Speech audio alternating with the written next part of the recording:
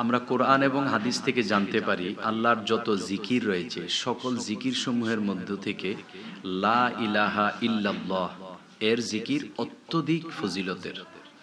একটি হাদিসে মোবারকায় আল্লাহর পেয়ার হাবিব সাল্লাল্লাহু আলাইহি সাল্লাম বলেছেন, আল্লাহর কোনো বান্দা যখন লা ইলাহা ইল্লাল্লাহ জিকির করে তখন তার মুখ থেকে বের হয়ে সেই জিকির একটি সবুজ পাখিতে রূপান্তরিত হয়, যার সাদা দুটি ডানা থাকে এবং সাদা দুটি ডানাই মুক্তা এবং ইয়াকুত পাথর দ্বারা সজ্জিত থাকে।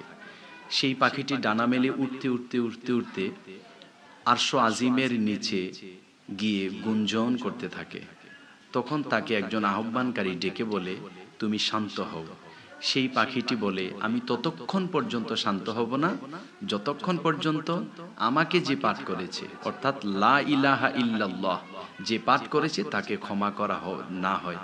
তখন বলা হয় যে তাকে ক্ষমা করে দেওয়া হয়েছে। তখন সেই পাখিটি অনেক সন্তুষ্ট হয় এবং পাখিটির তখন ৭০টি ঠোঁট দান করা হয়। এই ৭০টি ঠোঁট দিয়ে সেই পাখিটি কিয়ামত পর্যন্ত আল্লাহ পাকের তাসবিহ তাহলিল করবে। কিয়ামত পর্যন্ত যে ব্যক্তি লা ইলাহা ইল্লাল্লাহ এর জিকির করেছে তার জন্য ক্ষমা প্রার্থনা করবে। এবং আল্লাহ পাক যখন হাসরের মাঠ কায়েম করে দিবেন, তখন ওই পাখিটি হাসরের ময়দানে তাকে খুঁজে বের করবে, যে ব্যক্তি লা ইলাহা ইল্লাল্লাহ পাঠ করেছে। তখন ওই ব্যক্তির লা ইলাহা ইল্লাল্লাহ পাঠকারীর ডান হাত ধরে টেনে নিয়ে জান্নাতে প্রবেশ করিয়ে দিবেন।